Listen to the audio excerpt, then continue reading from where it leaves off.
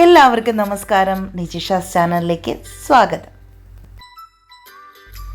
ഇന്ന് നമ്മൾ വെജിറ്റബിൾസ് ഒക്കെ ചേർത്തിട്ട് നല്ലൊരു ഇപ്പി നൂഡിൽസാണ് ഉണ്ടാക്കുന്നത് കേട്ടോ. ഒത്തിരി കുട്ടികൾക്കെന്ന് മാത്രമല്ല വലിയവർക്കും ഒത്തിരി ഇഷ്ടമാണ് നൂഡിൽസ് എന്ന് പറയുന്നത്. അപ്പോൾ നമുക്ക് ഇപ്പി കൊണ്ടുള്ള നൂഡിൽസ് നല്ല ടേസ്റ്റി ആയിട്ട് എങ്ങനെയാണ് ഉണ്ടാക്കുന്നതെന്ന് നോക്കാം.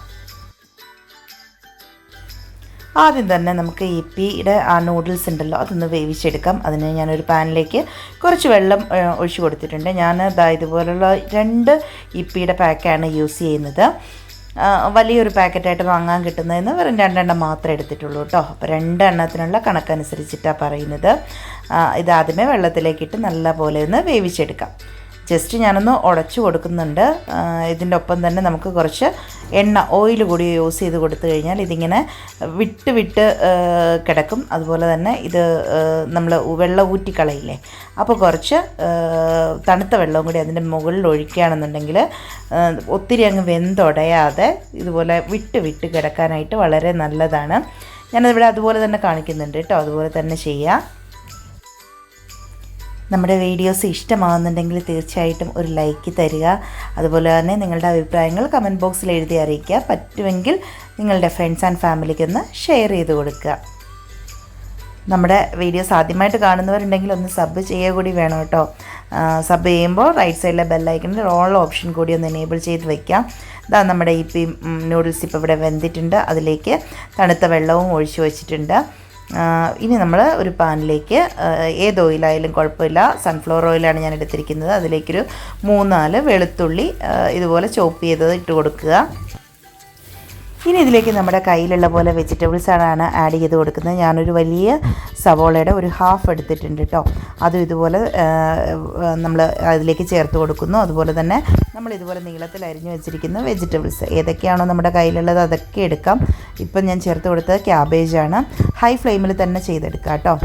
തീ കുറച്ച് വെക്കേണ്ട കാര്യമൊന്നുമില്ല. അതുപോലെ പല കളറിലെ ക്യാപ്സിക്കാണ് ഞാനിവിടെ എടുത്തിരിക്കുന്നത്. റെഡ്, യെല്ലോ, ഗ്രീന് ഇത് 3ഉം ചേർത്ത് കൊടുത്തിട്ടുണ്ടായിരുന്നു. നിങ്ങൾക്ക് വേണമെങ്കിൽ ഇതിൻ്റെ കൂടെ ക്യാരറ്റ്, ബീൻസ് ഒക്കെ ചേർത്ത് കൊടുക്കാം. അപ്പം ഞാൻ ഇത്രയും ചേർത്ത് കൊടുക്കുന്നുള്ളൂ. ഇത്രയും ചേർത്തിട്ട് നന്നായിട്ടൊന്ന് മിക്സ് ചെയ്യുക. നല്ല ഹൈ ഫ്ലെയിമിലിട്ട് തന്നെ നന്നായിട്ടൊന്ന് മിക്സ് ചെയ്തുകൊണ്ടേയിരിക്കുക.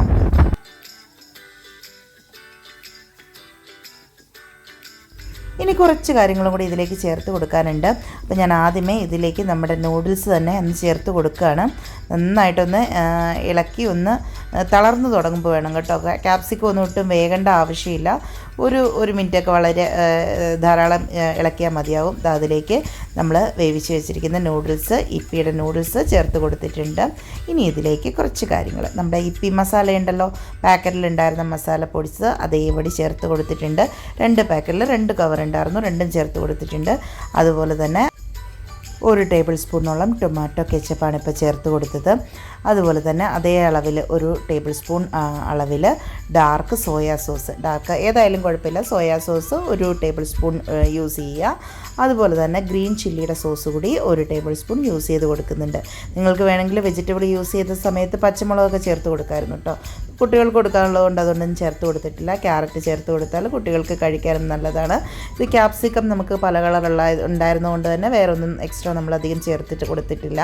അപ്പോൾ ഇനി ഇതുപോലെ നമ്മൾ 2 സ്പൂൺ വെച്ചിട്ട് ഇതുപോലെ നമ്മൾ ചൈനീസ് മോഡലിൽ നന്നായിട്ട് അങ്ങ് മിക്സ് ചെയ്ത് കൊടുക്കുക.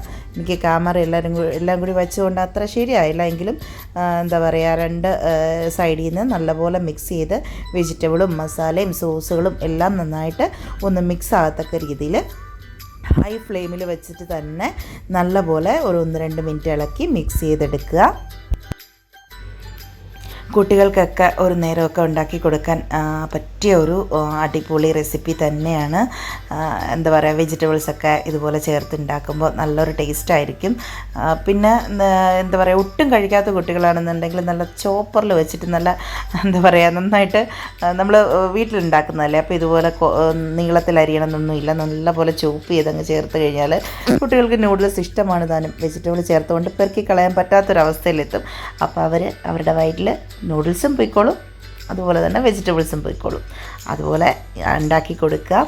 ഇതിപ്പം അത്യാവശ്യം ക്യാപ്സിക്കമൊക്കെ പിള്ളേർക്ക് ഒട്ടും ഇഷ്ടമല്ലായിരുന്നു കേട്ടോ സത്യം പറഞ്ഞു കഴിഞ്ഞാൽ. പിന്നെ ഞാൻ വീഡിയോയ്ക്ക് വേണ്ടിയിട്ടാണ് അത്രയും നീളത്തിലൊക്കെ അരിഞ്ഞെടുത്തത്.